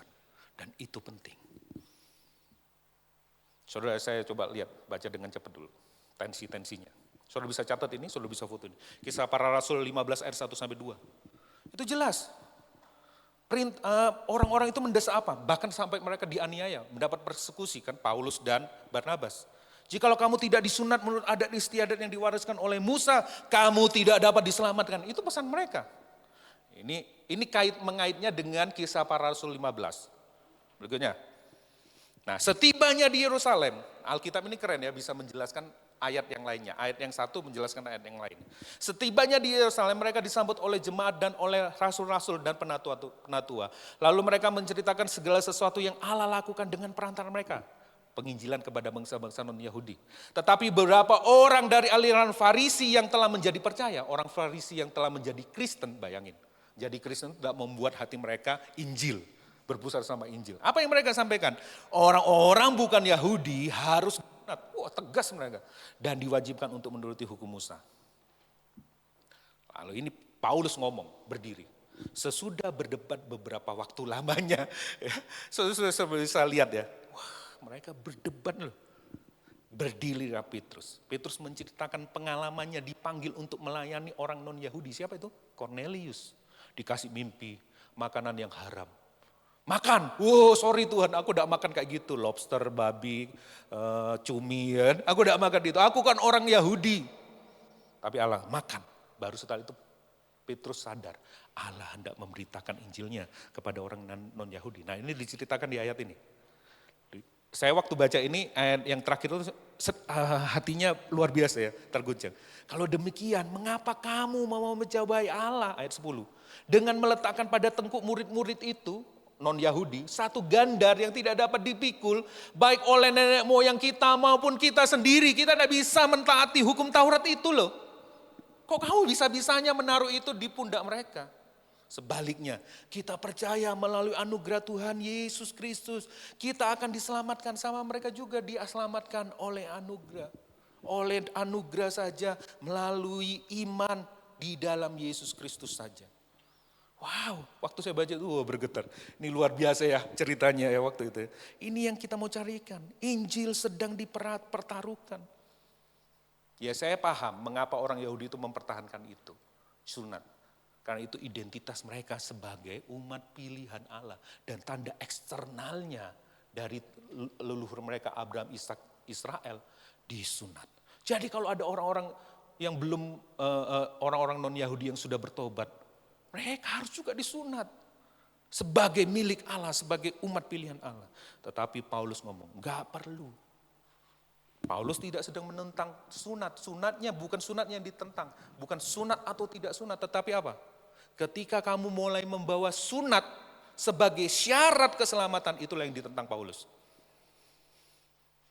Ya, sebagai kelayakan di hadapan Tuhan, itu yang ditentang Paulus. Gitu ya. Itu Injil dipertaruhkan. Berikutnya. Cara kita hidup. Kenapa ini kok penting? Kenapa kok ini penting kok? Apa relasinya sunat tidak sunat itu sama aku kok, hubungannya kok? Tidak ada hubungannya. Kasih sesuatu yang mendarat, relate untuk kehidupan sehari-hari kok. Sunat dan tidak sunat, ya oke lah, terima kasih dikasih cerita tentang seperti ini. Tapi apa hubungannya sama aku? Saya kasih tahu kepada Bapak Saudara, ini masalah doktrinal. Ini masalah pengajaran. Cara kita hidup ditentukan oleh kebenaran yang kita percayai. Mustahil untuk menjalani kehidupan Kristen yang benar tanpa mengetahui doktrin Kristen yang benar. Jadi kalau saudara mau hidup yang benar, saudara harus tahu kebenaran. Dan kebenaran ini harus dicek kebenaran yang asli atau kebenaran yang palsu. Kalau saudara mendapat kebenaran yang palsu, saudara akan hidup dalam kebaikan-kebaikan yang palsu. Tapi kalau saudara mengetahui kebenaran yang asli, maka saudara akan hidup oleh kebenaran-kebenaran yang asli. Jadi cara saudara berpikir, itu akan menentukan keputusan saudara dan tindakan saudara. Jadi cara saudara berpikir itu dipengaruhi oleh kebenaran saudara yang percaya, kebenaran yang saudara percayai. Dua orang bisa ditolak kerja, dua orang bisa ditolak sama seseorang yang mau saudara jadikan pacar. Enggak, aku enggak mau. Tapi dua orang itu bisa punya respon yang berbeda. Kenapa? Yang satu, oh gak apa-apa aku ditolak. Memang bukan yang terbaik buat aku. Tuhan pasti memberikan pasangan hidup yang terbaik buat aku. Wah, dia semangat lagi. Yang satunya, memang aku tidak layak. Memang aku siapa? Aku kecil, aku butiran debu, butiran rengginang, butiran apa, dan butiran-butiran yang lainnya. Ya. Kenapa saudara kok dua orang yang sama ditolak sama satu orang yang sama, tapi responnya berbeda? Doktrin dalam pikirannya, belief system yang dia percaya. Yang satu, Tuhan pasti mempersiapkan yang terbaik. Dia rugi tidak menerima aku, karena Tuhan pasti mempersiapkan yang terbaik. Tidak apa-apa, aku kehilangan dia. Dia sedih tapi sebentar. Yang satunya merasa rendah diri. Doktrin itu penting. Ya. Keyakinan kita menentukan tindakan dan tanggapan kita. Jika kita kehilangan kebenaran Injil yang sejati, kita kehilangan apa yang menjadikan Kristen sebagai kabar baik. Kita kehilangan sukacitanya, kita kehilangan damai sejahteranya. Jika kita percaya bahwa ada sesuatu yang harus kita lakukan untuk berkontribusi pada keselamatan kita, kita tidak akan pernah memiliki sukacita, damai sejahtera, keselamatan kita. Ini Injil, makanya kita perlu. Oke, yang kedua. Kemerdekaan sejati. Jika Injil kalah pada waktu itu, jika Injil yang sejati kalah pada waktu itu akan berpengaruh kepada kemerdekaan kita yang sejati di dalam Kristus. Saudara bisa baca itu, ya saya langsung ambil beberapa ayat ya, ayat 3 yang tadi saya sampaikan ya. Namun ia tidak dipaksa untuk menyunatkan dirinya. Wah enak ini dibikin kaosnya gitu ya. Terus di belakangnya dikasih, agama itu melakukan bangga dengan apa hal yang kita lakukan. Tetapi Injil bangga apa yang telah Yesus kerjakan. Tapi di depannya kasih kecil gitu. Siap Frank? Tetapi Titus tidak disunat. Wah, asik juga ini kayaknya ya. Memang ada desakan dari saudara-saudara palsu yang menyusup masuk, yaitu mereka yang menyelundup ke dalam untuk menghadang, untuk merampok kebebasan kita yang kita miliki di dalam Kristus Yesus, supaya kita kembali slavery, diperhamba. Puji Tuhan, Injil menang. Puji Tuhan, Roh Kudus memelihara, menjaga gerejanya. Roh Kudus menggerakkan hati para rasul Yerusalem dengan hal yang sama diterima oleh Paulus. Itu kemenangan Injil. Para rasul Yerusalem, dikatakan di bawah, Paulus ngomong apa? Mereka tidak memaksakan sesuatu yang lain. Added nothing to me. Mereka tidak menambahkan apa-apa dari Injilku. Injilku sah, Injilku solid, Injilku tidak cacat. Dan para bapak-bapak Rasul Yerusalem ini mendukung aku dan tidak menambahkan apa-apa di situ. Ini kemenangan Injil, saudara. Ya, jika Injil kalah, maka saudara akan hidup di Injil yang palsu, false gospel. Jesus plus something. Tapi hasilnya nothing. Kebanyakan dari kita tanpa sadar kita hidup di false gospel. Puji Tuhan, Injil menang waktu itu. Injil sejati menang. Seharusnya kita hidup di true gospel. Kita berdiri teguh, ketika Injil dipertaruhkan kita berdiri teguh di sisi true gospel. Jesus plus nothing is everything. Sudah bisa terjemahkan ini. Jesus plus something itu apa? Oh, aku kasih perpuluhan. Oh, aku baca Alkitab. Ikut doa ini. Saya tidak ngomong itu salah. Tetapi ketika itu ditambahkan kepada karya Kristus, maka itu menjadi nothing. Maka itu menjadi sia-sia, tidak ada artinya. Oh, Jesus plus mengampuni orang yang bersalah sama aku. Baru aku disebut anak Allah, Kristen yang sejati. Itu sama juga. Oh, Jesus plus aku harus menang terhadap pergumulan pornografiku. Oh, Yesus plus aku harus menang terhadap pergumulan LGBT-ku. Baru nanti aku diterima jadi anak Allah. Enggak. Lebih ekstrim ya, saudara. Wah, saudara dengannya harus hati-hati. Jesus plus nothing. Anda hanya menerima. Dan itu everything. Ekstrim ya. Yesus, tidak ada yang perlu ditambahkan dari Yesus. Ketika itu ditambahkan, Injil menjadi tidak sempurna. Injil menjadi rusak. Injil menjadi tidak berkuasa. Injil, ketika kita percaya dan tinggal di dalam Tuhan Yesus. Dan Allah melihat kita sebagai keindahan yang sempurna. Wah, ini keren loh. Saya kasih contoh pernikahan. Iya ya kan? Yang baru menikah nih, pengantin baru nih. Kita kerjain lagi, cie. Ya. Injil yang sejati itu berarti tidak peduli apa yang sedang Anda perjuangkan, apapun itu.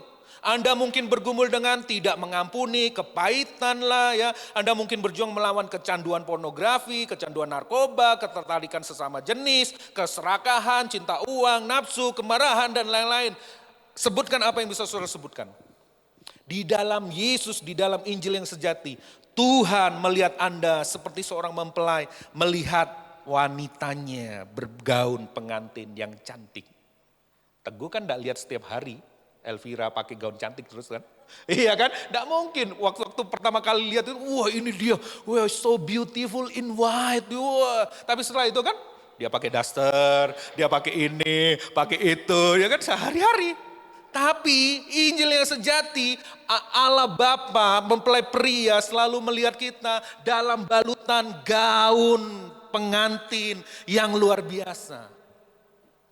Itu Injil. Tuhan melihat kita seperti mempelai pria melihat mempelai wanitanya.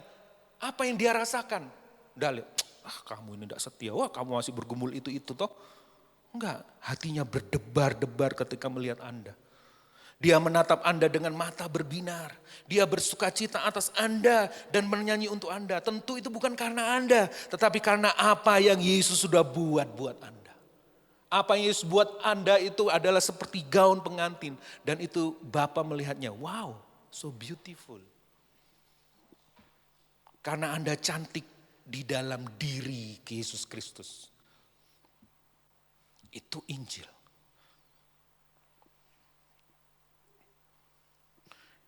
Itu bukan berarti kita tidak peduli dengan apa yang kita perjuangkan tadi. Kelemahan kita, narkoba, pornografi, bukan. Tetapi kita punya daya dorong yang berbeda. Ketika kita melawan semua pergumulan-pergumulan dosa itu. Kita memiliki pengharapan. Kita memiliki kekuatan yang mendorong kita. Ini kabar baik. Ya, kita dimerdekakan dari apa?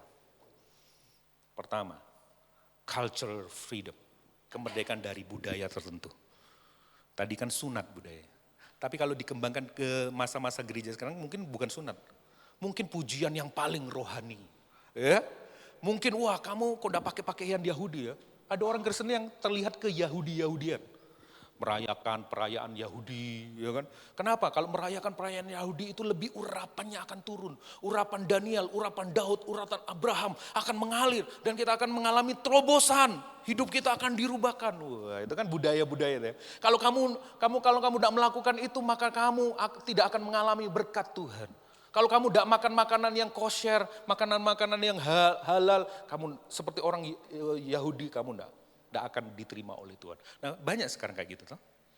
Atau juga budaya-budaya sekeliling kita, masyarakat kita. Kemarin kita baru merayakan Imlek. Apakah itu kembali memperbudak kita? Nah ini berat ini ya, kalau tradisi budaya-budaya di sekitar dipersatukan dengan Injil. Terjadi sinkretisme di situ kan.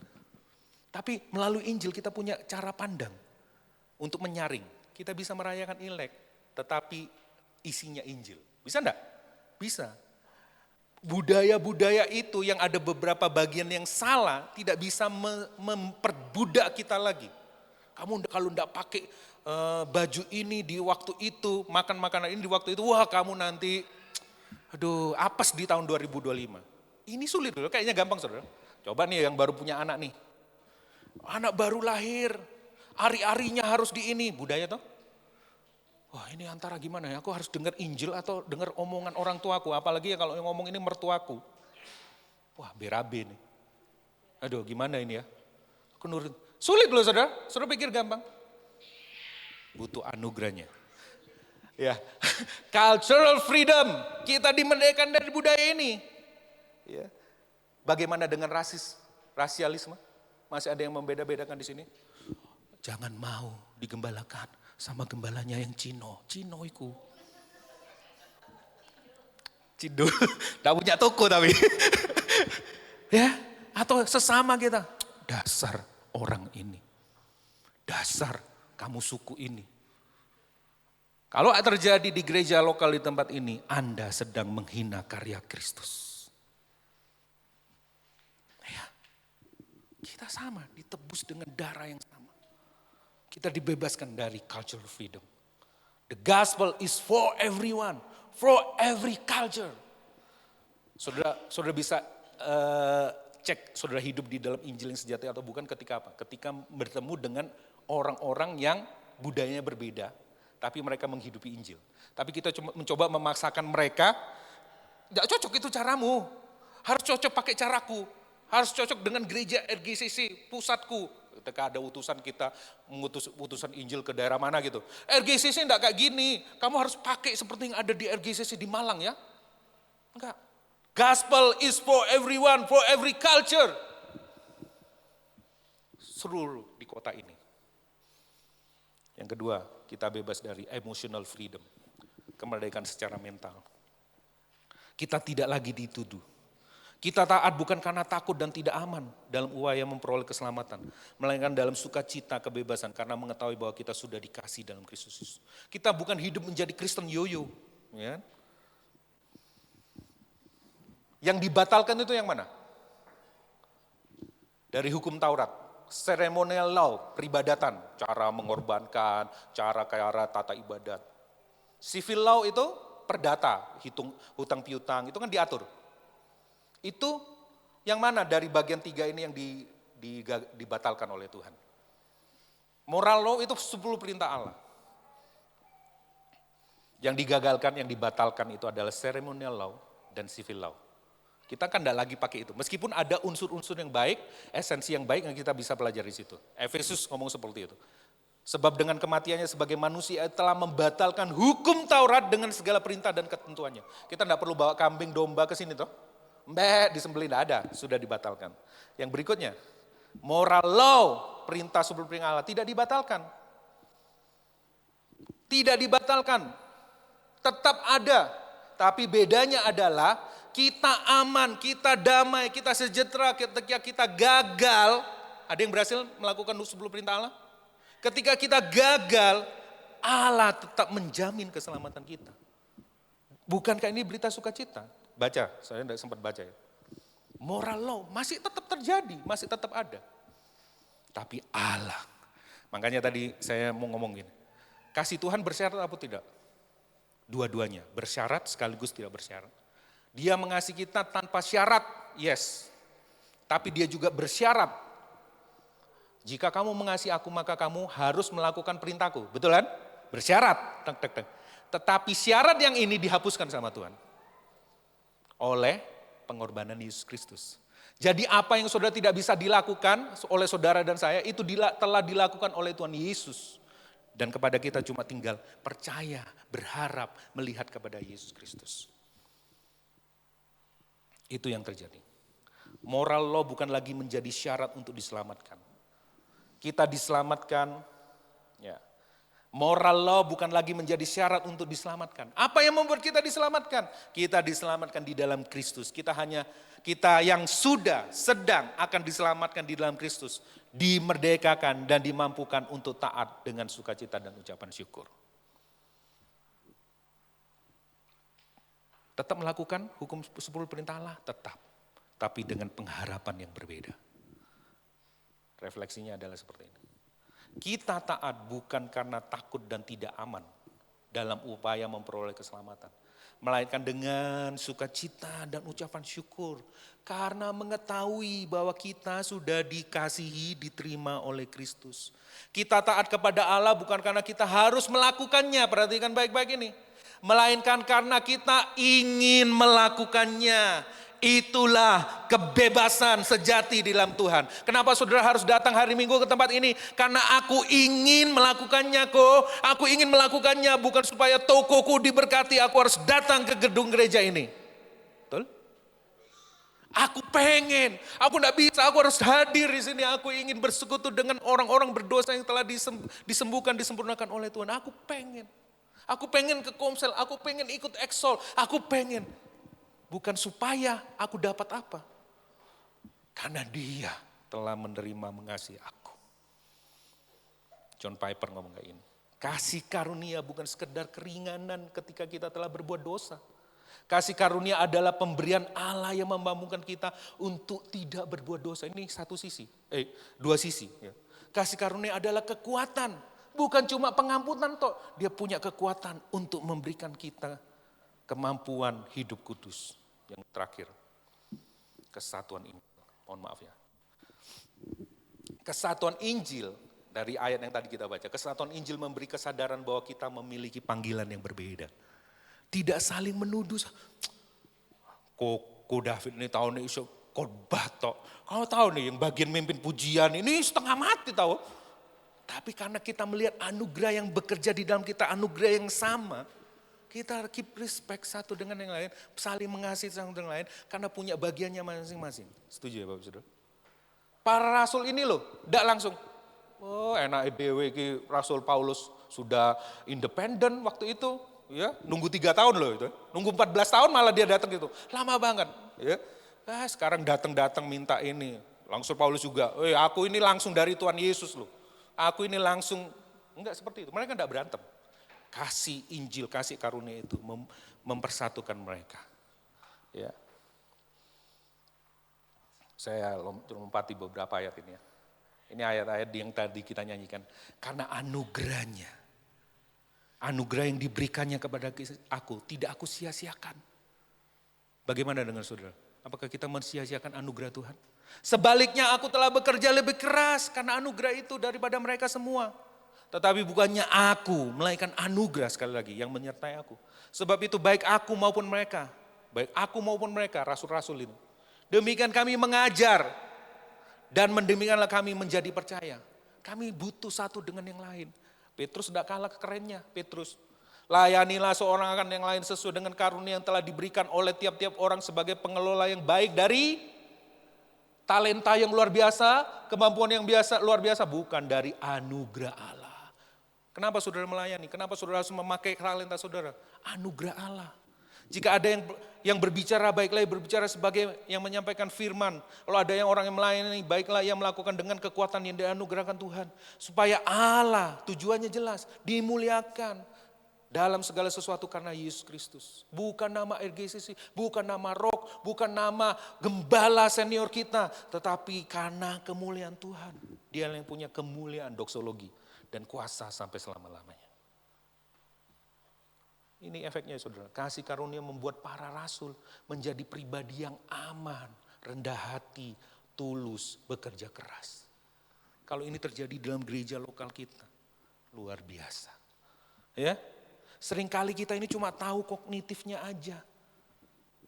Saya kasih firman yang saya firmankan ya.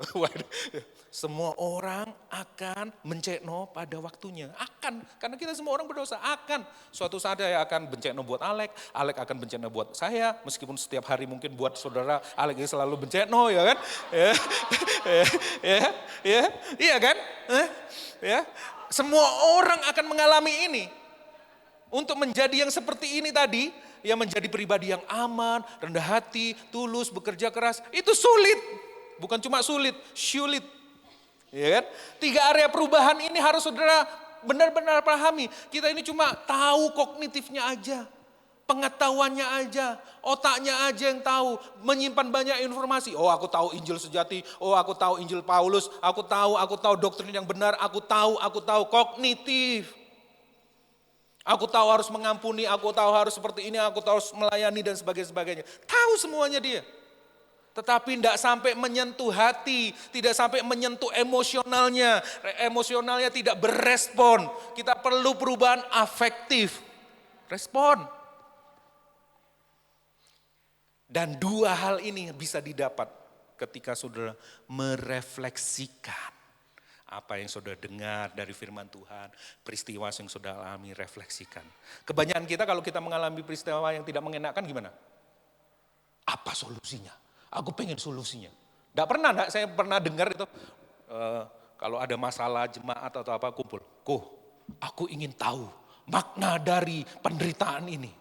Makna dari peristiwa yang membuat aku sakit ini, menderita ini. Tidak ada, jarang. Paling banyak, berikan kami solusi supaya aku terbebas dari masalah ini. Betul? Kita jarang merefleksikan. Makanya kita tidak bisa dalam hubungan, tidak bisa menjadi seperti kisah para rasul ini. Para rasul ini menjadi pribadi yang aman, rendah hati, tulus, bisa bekerja keras bersama-sama. Kenapa? Karena ini. Kognitif, tapi tidak punya afektif. Karena apa? Tidak ada reflektifnya, tidak direnungkan. Kenapa kok aku marah ya? Renungkan. Kenapa kok aku kecewa ya? Kenapa kok aku serakah ya? Jangan berhenti sampai itu, cari. Kenapa ya? Apa yang harus aku rubah ya? Sudah percaya itu? Injil kasih karunia menyatukan apapun latar belakang kita. Untuk menjadi sebuah komunitas tubuh Kristus. Yang perlu diperhatikan ini cuma saudara. Injil lebih besar dari kesatuan itu sendiri. Apa yang menyatukan setiap orang Kristen di seluruh dunia? Injil. Seharusnya Injil yang sama mempersatukan kita. Injil yang dipercaya oleh Rasul-Rasul Yerusalem, Injil yang dipercaya oleh Rasul Paulus, itu yang mempersatukan kita hari ini. Injil harus lebih besar dari RGCC. Injil harus lebih besar dari nama Rock. Injil harus lebih besar dari nama gembala, sidang, gembala senior, atau siapapun namanya yang ada di tempat kita. Injil harus lebih besar dari semuanya. Saudara lihat kekekalan, yang dibicarakan apa nanti? Keindahan kemuliaan Tuhan. Saudara akan pernah ditanya, kamu jemaatnya di mana? Di bumi. RGCC, masuk sini. Mana? Aku dari jemaat MSG. Masuk silakan ini. Ini luar biasa jemaatnya MSG. Sini, masuk. Ya, kamu dari jemaat mana? Jemaat ini. Silakan. Ya. Kamu jemaat? Dari ini. Kamu di sananya? Enggak. Injil lebih besar dari semua organisasi gereja yang bisa saudara sebut. Dari semua tokoh berkarisma yang bisa saudara sebut. Yang kedua, Injil membatasi kesatuan itu maksudnya apa? Kita harus mengejar kesatuan tetapi tidak boleh mengorbankan Injil. Ingatlah bahwa Paulus menolak untuk tunduk kepada guru-guru yang mengajarkan Injil yang berbeda. Persekutuan dengan Kristus adalah dasar yang cukup untuk bersekutu satu dengan yang sama yang lain. Itu kita setuju. Kita tidak boleh mengecualikan seorang yang telah Allah percayakan masuk ke dalam komunitas kita. Kita tidak boleh. Ini nggak boleh. Ini kelas yang ini tidak perlu masuk ke bagian kita. Ya. Tetapi sama halnya persekutuan dengan Kristus adalah satu-satunya dasar bersekutu satu dengan sama yang lain. Gereja tidak boleh mempertahankan kesatuan dengan mengorbankan Injil. Injil menjadi dasarnya sekaligus Injil membatasi juga. Ketika Injil dipertaruhkan, kita harus berdiri teguh berapapun harganya. Kita harus bersedia berkompromi dalam banyak hal demi persatuan. Ya, jenis lagunya beda, kita perlu banyak kompromi, fleksibel, ya, elastis kalau katanya Koko elastis, fleksibel ya. Tetapi kita harus berdiri teguh dalam hal Injil. Kita tidak boleh menoleransi Injil yang salah hanya demi persatuan, enggak boleh. Enggak boleh saudara. Implikasinya. Kemerdekaan dan komunitas adalah dua dambaan terbesar dari hati manusia yang terdalam. Dunia mendapatkan ini semua. Dan gereja mendapatkan ini semua di dalam Kristus. Secara benar, sejati. Oke, saya selesai. Refleksi hatinya. Apakah kita masih mempercayai Injil palsu? Gimana cara mendeteksinya? Ada banyak varian Injil palsu, tapi 3 ini enggak bumbu dasarnya. Ya. Kita diselamatkan oleh Injil lalu kita bertumbuh dewasa dengan kekuatan kita sendiri. Oke, aku diselamatkan dari Injil. Tapi setelah itu aku berjuang sendiri dong. Aku harus bertumbuh dalam hal kepemimpinan, aku harus ini, itu dan sebagainya. Kedua, kita harus menambahkan kepada Injil. Harus ditambahkan kepada Injil sesuatu yang lain terus ditambahkan supaya aku jadi sempurna. Ketiga, kita harus mendapatkan perkenanan Allah. Aku harus dikenan Allah, aku harus melakukan banyak hal, aku harus dikenan Allah. Ini ingredients, dasar dari banyak varian Injil nantinya. Kalibrasi hatinya, kita selesai, mari kita berdoa ya. Kalibrasi hati kita, mari melalui Injil. Kita dimerdekakan oleh kasih karunia, oleh iman di dalam Kristus Yesus saja. Dari masa lalu kita, budaya dan latar belakang kita. Kita dimampukan untuk taat dalam kemerdekaan dengan ucapan syukur, bukan karena ketakutan dan kewajiban. Karena kita menginginkannya, bukan karena keharusan. Kita dapat melihat kasih karunia yang bekerja di dalam orang lain sebagai tubuh Kristus. Saya ingat omongan istri saya. Ketika kita hidup berkomunitas, apapun konfliknya, Yesus harus jadi pemenangnya. Injil harus menjadi pemenangnya. Apapun konflik yang dihadapi oleh suami, istri, saudara antar saudara, pemimpin satu dengan pemimpin yang lain, Kristus harus menjadi pemenangnya. Anugerah Allah harus menjadi pemenangnya. Kasih karunia Allah harus menjadi pemenangnya. Mari kita sama-sama keluar dari Injil yang palsu dan beralih kepada Injil yang sejati. Terima kasih Tuhan buat hari ini, buat firman-Mu hari ini. Terima kasih buat kemenangan Injil yang Kau berikan kepada gereja-Mu di zaman dahulu kala. Sehingga efeknya, implikasinya berdampak hingga hari ini. Kami dipersatukan, kami dibebaskan karena Injil Yesus Kristus. Kami memiliki panggilan yang sama, yaitu memuliakan Kristus melalui Injilnya. Sekalipun kami memiliki karunia-karunia yang berbeda, kemampuan yang berbeda, tetapi kami dipersatukan. Kami tidak diikat lagi oleh tradisi-tradisi. Kami tidak lagi diikat oleh tradisi-tradisi yang berseberangan dengan firman Tuhan. Tapi sebaliknya kami mengisi tradisi-tradisi itu dengan firman Tuhan, dengan kebenaran Injil yang sejati. Kami memberikan nilai yang lebih, menawarkan kemuliaan yang lebih kepada tradisi-tradisi sekeliling kami yang salah. Oleh sebab itu kami bersyukur buat hari ini, buat gereja-Mu. Akhirnya jemaat Tuhan, mari kita bangkit berdiri dan terimalah berkat Tuhan ini. Tuhan mengarahkan wajah-Mu, menyinari Kau dengan sinar wajah-Nya, memberikan kasih karunia, memberikan kepadamu hikmat, memberikan kepadamu kemampuan, memberikan kepadamu gairah untuk engkau selalu dididik, mau dibangun bersama-sama dengan tubuh Kristus. Dan tujuannya untuk satu, untuk kemuliaan nama Yesus Kristus. Di kota ini, di keluargamu, di masyarakat Tuhan tempatkan engkau, dimanapun engkau berada. Biarlah Injil ini menjadi kabar baik for everyone, for every culture in this world, in this town.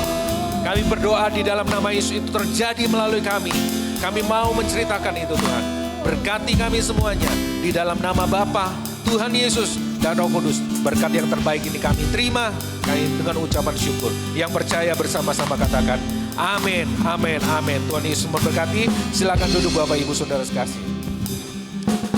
Ya, oke. Ada beberapa pengumuman yang saudara perlu catat. Pertama adalah akan segera dibuka kelas Exalt ya pada bulan Maret tanggal 6. Ya, Maret 6. Kelas Exalt ini adalah kelas doktrin dasar. Jadi Bapak Ibu Saudara bisa ikut bersama-sama dengan kita bisa belajar, kita bisa diskusi bersama-sama. Kenapa kita percaya, kenapa kita mempercayai yang kita percayai? Ya, kenapa sih kita jadi orang Kristen? Kenapa? Kepercayaan apa yang harus kita percaya dan sebagainya? Ini dasar ya. Yang berikutnya adalah ya akan ada fellowship, ini fellowship youth, mahasiswa ya, anak-anak mahasiswa pelajar itu bisa bergabung bersama kami di Warmindo, warung mie Indomie ya, warung mie Indomie ya, di Konco Kentel ya, di Tidar ya, untuk youth jam 5 tanggal 15 Februari. Yang berikutnya, loh kok lagu? Open pre-order. Apa ini? Untuk KGC pre-order. KGC-nya kecil di atas soalnya ya, makaroni pedas, makaroni original. Kontribusi Anda sangat membantu pelayanan kami. God bless you. 8.000 saja. 8K, 8.000 saja. Oke ya. Didukung, disupport ya pelayanan anak-anak muda kita. Yang berikutnya jangan lupa nabung staycation tanggal 11 sampai 12 Mei. Kita akan fellowship bersama-sama. Ya, yang nabung Januari, Februari, mendaftar Januari, Februari. Harganya 125.000. Maret, Mei naik 150.000. Ya, saudara yang mau nabur juga boleh untuk ini. Oke, yang sudah selesai? Sudah semuanya? Tuhan Yesus memberkati. Tetap semangat, tetap saling melayani, tetap membawa jiwa bagi Tuhan Yesus Kristus. Tuhan Yesus memberkati.